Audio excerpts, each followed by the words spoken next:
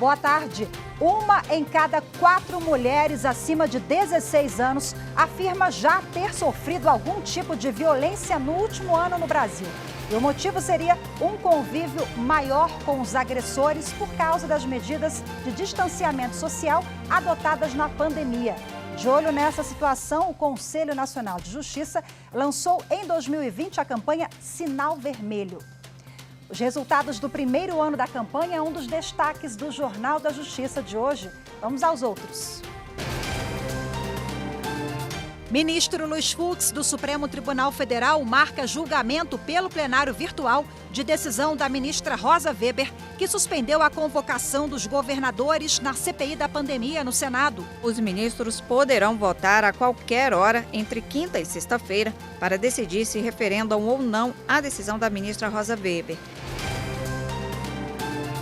Ministro Dias Toffoli, do STF, suspende atos que visem a responsabilização de jornalistas por divulgação de suposto esquema de corrupção no Espírito Santo.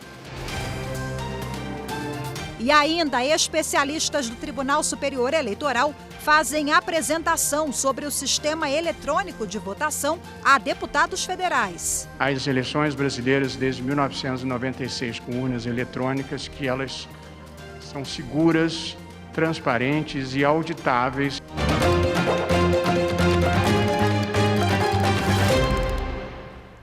Os ministros do Supremo Tribunal Federal devem analisar nesta semana a decisão da ministra Rosa Weber, que suspendeu o depoimento de governadores na CPI da pandemia no Senado Federal. O presidente do STF, ministro Luiz Fux, marcou para quinta e sexta-feira o julgamento em plenário virtual. No julgamento do plenário virtual, os ministros poderão votar a qualquer hora entre quinta e sexta-feira para decidir se referendam ou não a decisão da ministra Rosa Weber. Ela atendeu ao pedido de governadores para não depor na CPI da pandemia instalada no Senado Federal e que apura ações e possíveis omissões do governo federal no enfrentamento da pandemia no país. Dos 18 governadores que entraram com um pedido no Supremo, 9 foram convocados para depor na comissão. Eles alegam que só podem ser investigados pela Assembleia Legislativa do Estado e que a competência do Legislativo Federal é para investigar atos da administração pública federal. Segundo os governadores, essa convocação pelo Senado não tem previsão na Constituição Federal. Ao suspender o depoimento dos governadores, a ministra Rosa Weber explicou que a Constituição Federal prevê expressamente que a convocação pelas casas legislativas da União alcança apenas os ministros de estados e agentes públicos subordinados à presidência da República. Além disso, a ministra ressaltou que a investigação e julgamento de possíveis irregularidades no uso de verbas da União repassadas aos estados é de competência do Tribunal de Contas da União e não cabe aos parlamentares e CPIs fazerem essa apuração. A decisão final vai sair do plenário da Corte. O ministro Dias Toffoli determinou que as autoridades públicas e órgãos de apuração administrativa ou criminal deixem de praticar atos que responsabilizem jornalistas e parlamentares federais pela recepção, obtenção ou transmissão de informações publicadas em veículos de mídia. A decisão se refere ao caso denunciado pela imprensa e por parlamentares de corrupção no estado do Espírito Santo. O pedido de liminar feito ao STF foi ajuizado pela Associação Brasileira de Imprensa contra ato da Procuradora-Geral de Justiça do Espírito Santo, que arquivou a investigação sem diligências complementares, por entender que o material divulgado constituía prova ilícita por violação de correspondência eletrônica sem ordem judicial. Além disso, requisitou a instauração de um inquérito na Polícia Civil contra todos os noticiantes do escândalo. O relator, ministro Dias Toffoli, considerou no caso dos jornalistas a proteção do sigilo da fonte e no caso de parlamentares federais a usurpação de competência do Supremo Tribunal Federal. A decisão é referente ao maior escândalo de corrupção de um governo capixaba, noticiado pela imprensa e por parlamentares após o recebimento de um pendrive com provas de corrupção e direcionamento na licitação do cerco eletrônico do governo do Espírito Santo via o Detran do Estado, no valor de R$ 139 milhões. Na decisão, Dias Toffoli concluiu intimando com urgência a Procuradora-Geral de Justiça do Espírito Santo e o delegado de Polícia Civil do Estado, responsável pelas investigações, para prestar informações com toda a documentação relacionada ao caso, no prazo de 15 dias. O Conselho Nacional de Justiça, em parceria com o Superior Tribunal de Justiça e o Conselho da Justiça Federal, realiza ao longo desta terça-feira o webinário sobre clima, florestas públicas e Agenda 2030. O evento traz a debate assuntos como a relação entre as mudanças climáticas, o Acordo de Paris e a Agenda 2030, além de tratar do funcionamento de uma base de dados que acompanha o desmatamento em terras indígenas e florestas públicas, o Cirene Jude. Na abertura do seminário, o presidente do STJ, ministro Humberto Martins, destacou a importância do tema e da aplicação dos Objetivos de Desenvolvimento Sustentável previstos na Agenda 2030 da ONU. A Agenda 2030 é um compromisso não só do Brasil, mas do mundo, através das lideranças de 193 países. Significa que temos mais de uma centena de países preocupados diretamente com a nossa vida, com o nosso meio ambiente, com o nosso clima, com a nossa terra, com a nossa água, com a nossa vida. Também serão discutidos ao longo do dia temas como registros públicos sobre florestas públicas e terras indígenas e a indexação do número único dos processos ao município ou local do dano ambiental. As discussões acontecem até às 6 horas da tarde desta terça-feira e podem ser acompanhadas pelo canal do STJ, CJF ou CNJ no YouTube. E no próximo bloco, vamos falar sobre a importância da campanha Sinal Vermelho do Conselho Nacional de Justiça, que completou 1 ano neste mês. Não saia daí, eu volto já.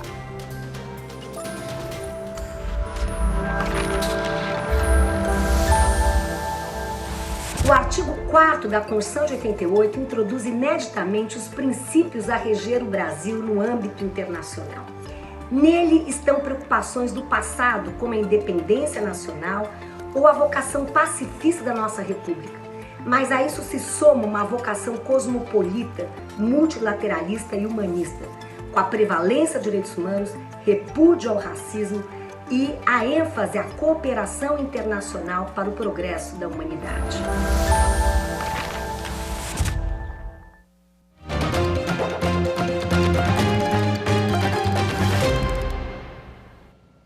O município de Gramado, na Serra Gaúcha, é a mais nova cidade a aderir à campanha Sinal Vermelho do Conselho Nacional de Justiça e da Associação dos Magistrados Brasileiros. A campanha, que completou 1 ano neste mês, é uma ferramenta importante para ajudar vítimas de violência doméstica a denunciar abusos durante a pandemia. A cidade de Gramado, na Serra do Rio Grande do Sul, é um importante centro turístico conhecido por suas festas e pelo Festival de Cinema. Agora, a população do município tem mais um motivo para se orgulhar. Gramado é a mais nova cidade a aderir à campanha Sinal Vermelho, uma importante forma para denunciar a violência doméstica. Mais de 12 mil farmácias do país participam do projeto criado pelo Conselho Nacional de Justiça e pela Associação dos Magistrados Brasileiros. A campanha foi criada no ano passado como forma de combater a violência doméstica, que aumentou durante a pandemia da Covid-19. De acordo com uma pesquisa encomendada pelo Fórum Brasileiro de Segurança Pública, 1 em cada 4 mulheres acima de 16 anos afirma ter sofrido algum tipo de violência no último ano no Brasil. Isso significa que cerca de 17 milhões de mulheres sofreram violência física, psicológica ou sexual. Por causa da pandemia, as mulheres passaram a conviver mais tempo com os agressores dentro das suas casas. E sem poder sair, ficou mais difícil denunciar. A pesquisa revelou que, mesmo com um grande número de casos de violência, a quantidade de denúncias de abusos domésticos em 2020 caiu. Por isso, a campanha Sinal Vermelho foi tão importante. A campanha foi a primeira ação do grupo de trabalho criado pelo CNJ para elaborar medidas emergenciais de ajuda às vítimas de violência doméstica durante o isolamento provocado pela pandemia da Covid-19. Ela salva vidas, ela garante à mulher o direito de liberdade.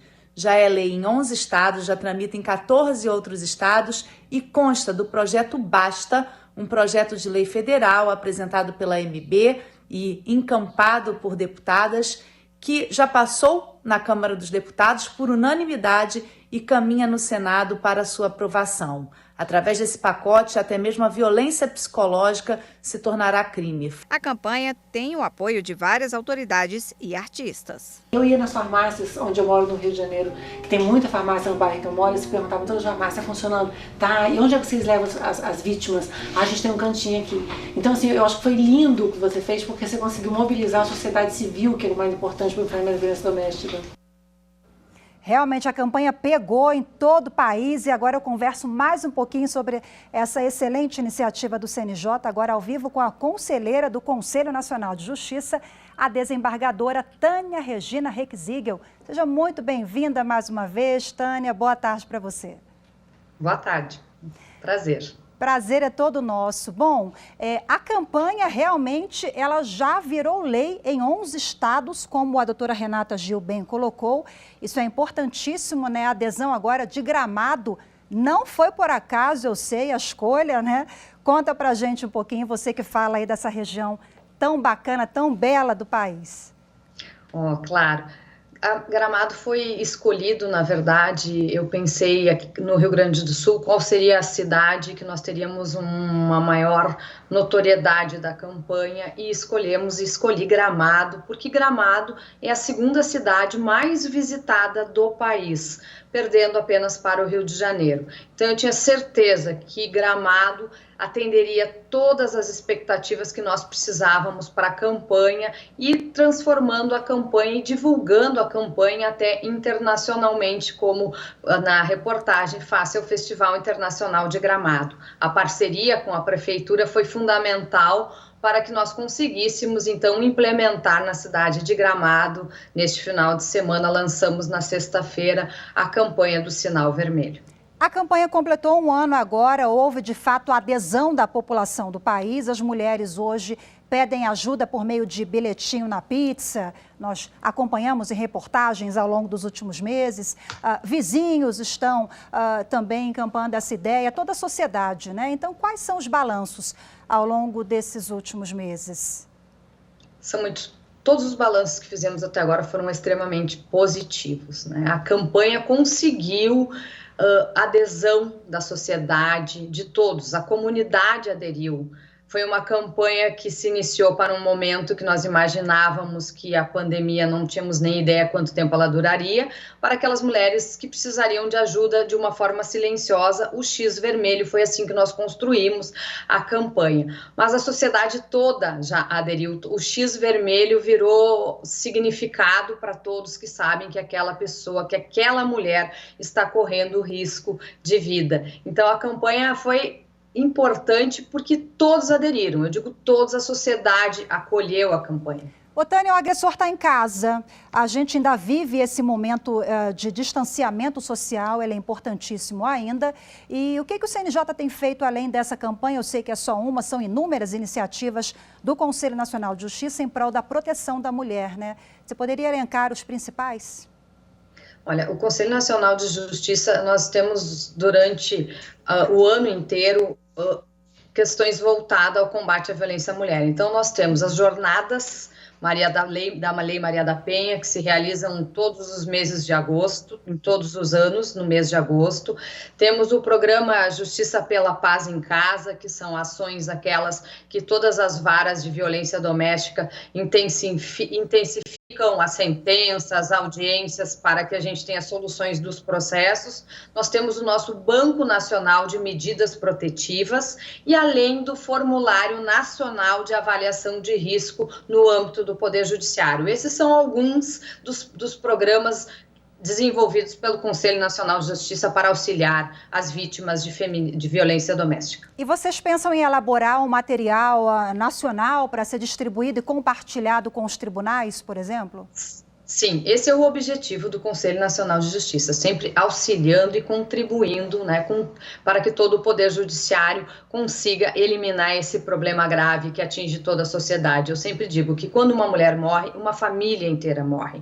Aquela mãe daquela mulher morre, aqueles filhos ficam órfãos e aquele pai acaba indo para a cadeia. Então, a sociedade toda perde, todos perdem, todos morrem. Então, o Conselho Nacional de Justiça, ciente do seu papel perante a sociedade, sim, tem atuado firmemente para tentar combater e minimizar esse problema muito grave que é o feminicídio e a violência doméstica. Conselheira Tânia Requesiga, conte com a gente para a gente divulgar e falar cada vez mais sobre esse assunto tão caro a toda a sociedade. A gente tem que falar e denunciar sempre. Muito obrigada pela sua participação mais uma vez. Ótima tarde. Boa tarde a todos. Tchau, tchau.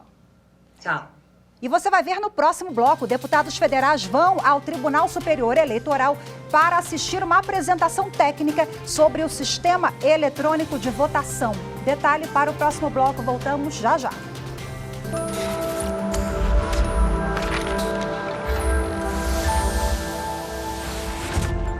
A Constituição é a lei maior de um Estado soberano e serve de bússola para o comportamento das pessoas físicas e a atuação das pessoas jurídicas que estão no respectivo território. Todas as normas vigentes e autoridades constituídas estão sob seus ditames.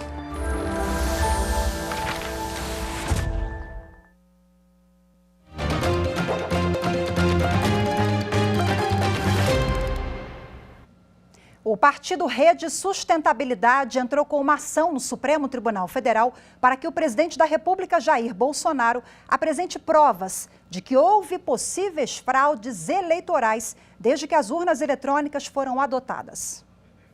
O pedido ao STF foi feito por meio de um mandado de segurança. O partido político Rede Sustentabilidade alega que não há nenhum indício de fraude nas eleições de 2014 e 2018 e que o presidente da República, como servidor público, tem obrigação de provar o que disse em discurso público.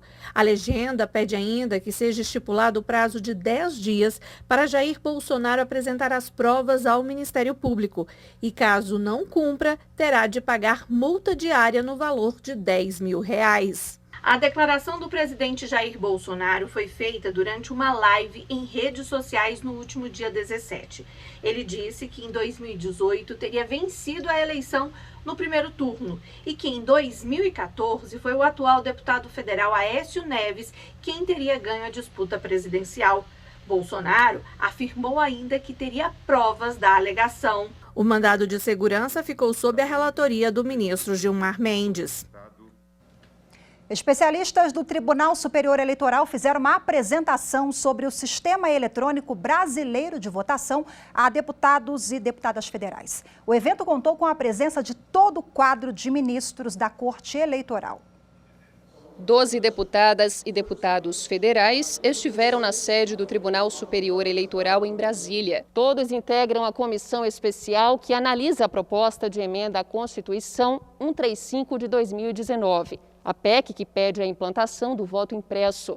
O grupo foi convidado pelo presidente da Corte Eleitoral, ministro Luiz Roberto Barroso, a conhecer de forma detalhada e transparente o sistema eletrônico de votação brasileiro. Essa é uma sessão de trabalho em que nós pretendemos demonstrar aos integrantes da comissão o trabalho do Tribunal Superior Eleitoral e procurar demonstrar a todos que as eleições brasileiras desde 1996 com urnas eletrônicas, que elas são seguras, transparentes e auditáveis, e nós vamos percorrer cada item com exposições técnicas. Além do ministro Barroso, os ministros Luiz Edson Fachin, vice-presidente da Corte Eleitoral, Alexandre de Moraes, Luiz Felipe Salomão, Mauro Campbell Marques, Sérgio Banhos e Carlos Rorbá participaram do evento. Todos assistiram às apresentações de 3 especialistas do tribunal. O assessor especial da presidência do TSE, Giuseppe Janino, comentou boatos que circulam sobre a urna eletrônica e ressaltou que é impossível alguém invadir o sistema da máquina. A urna eletrônica já nasceu com um preceito de segurança que é ser um equipamento standalone, ou seja, totalmente desconectado a qualquer meio de comunicação. Ela não tem comunicação com Wi-Fi, com Bluetooth, com internet, não tem comunicação via internet, ou seja, é um equipamento que foi projetado para ser isolado, e isso é um preceito de segurança. Portanto, um hacker que por meio da internet invade a FBI, o Pentágono, qualquer outra instituição, jamais conseguiria invadir a urna eletrônica utilizando dessas ferramentas. Também foram citadas as formas de auditabilidade, portanto de verificação, da segurança da urna eletrônica.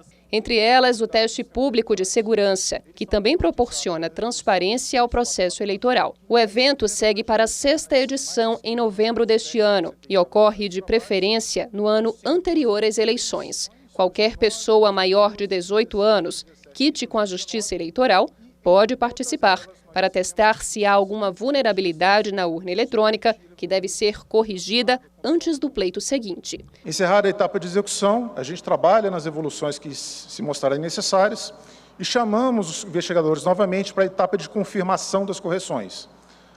Nessa etapa são 3 dias de teste aqui no TSE, com o objetivo de reproduzir os testes que tenham sido bem-sucedidos na etapa anterior, unicamente visando a validação das correções que foram efetuadas. O secretário de Tecnologia da Informação do TSE, Júlio Valente, também detalhou os desafios do voto impresso, como o tempo maior de votação e a possibilidade de fraudes. Se uma impressão de voto for subtraída, ou mesmo se uma urna for rasgada, basta ser rasgada, extraviada, sequestrada, se ela demorar no caminho, tudo isso é motivo para que se suscite suspeição sobre essa sessão eleitoral e isso leve à judicialização dessa sessão eleitoral. Bom, os parlamentares puderam fazer perguntas e depois foram conhecer as instalações da Secretaria de Tecnologia da Informação do TSE. Depois de assistirem a uma apresentação sobre o sistema eletrônico de votação, os parlamentares foram conhecer a Secretaria de Tecnologia da Informação do TSE. O primeiro local visitado foi a sessão de voto informatizado, onde viram vários modelos de urna eletrônica e ouviram explicações sobre o teste público de segurança. A gente traz técnicos ou não técnicos de todo o Brasil para fazer a sua avaliação de segurança dos sistemas eleitorais.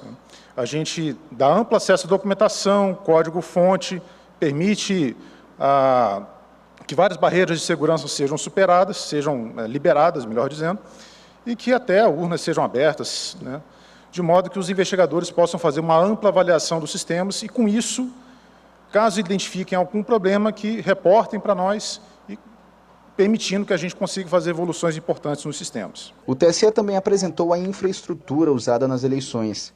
Deputadas e deputados viram o Centro de Operações de Rede do Tribunal, onde, por exemplo, os dados biométricos de eleitoras e eleitores são checados para encontrar inconsistências. Nós temos aqui a comunicação do TSE com cada um dos tribunais regionais eleitorais.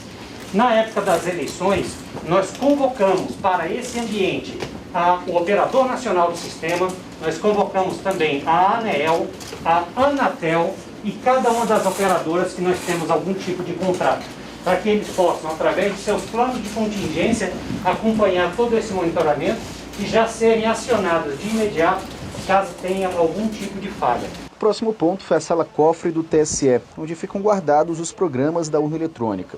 O local conta com um forte esquema de segurança, inclusive com sensores para evitar incêndios e a dispersão de gases corrosivos. Quando nós fazemos toda a etapa de inspeção dos códigos-fontes e concluímos essa etapa com uma lacração que gera um resumo digital, e esse resumo digital depois é publicado na internet, nós temos a garantia, ao comparar o resumo digital dos sistemas que estão nas urnas eletrônicas ou nos centros de processamento de dados do TSE ou em qualquer centro de processamento de dados da Justiça Eleitoral, nós temos a garantia de que são os sistemas que foram inspecionados pelas entidades fiscalizadoras e assinados pelos partidos, OAB, Ministério Público e TSE.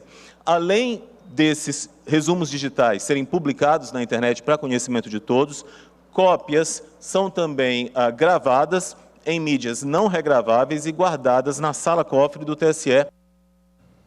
E ainda nesta segunda-feira, o presidente do Tribunal Superior Eleitoral, o ministro Luiz Roberto Barroso, concedeu uma entrevista coletiva sobre a segurança do sistema eletrônico de votação.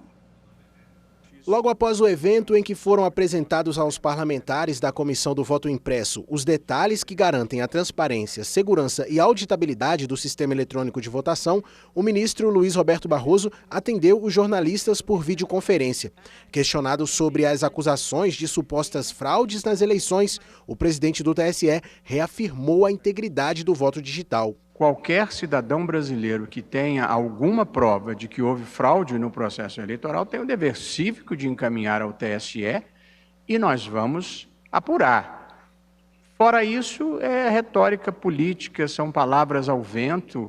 O ministro também afirmou que a implantação do voto impresso pode enfraquecer a segurança do processo eleitoral brasileiro. Quem acha que o voto impresso vai ser mais um mecanismo de auditoria e que, portanto, vai eliminar o discurso da fraude, está, na verdade, trabalhando contra a própria convicção. O voto impresso vai potencializar o discurso de fraude. E vão pedir, como já se pediu aqui, a contagem pública de 150 milhões de votos. Contagem pública só pode ser manual. Portanto, nós vamos entrar num túnel do tempo e voltar à época das fraudes em que as pessoas comiam voto, as urnas desapareciam, apareciam votos novos. Nós vamos produzir um resultado muito ruim e, portanto, vai ser um mal para a democracia brasileira. Barroso ainda afirmou que, caso seja aprovada a impressão do comprovante de votação, o TSE irá trabalhar para viabilizar. Nosso papel aqui no TSE vai ser o de procurar cumprir a legislação vigente. Estado de Direito não significa que eu só cumpra as leis que eu goste. E, portanto, se passar, nós vamos abrir uma licitação que não é singela, é uma licitação complexa, mas em boa fé nós vamos procurar implementar. Bom, e assim, com essas reflexões do ministro Luiz Roberto Barroso, do Tribunal Superior Eleitoral, nós terminamos mais esta edição do Jornal da Justiça. Muito obrigada pela sua companhia. Uma excelente tarde para você. Até amanhã. Tchau, tchau.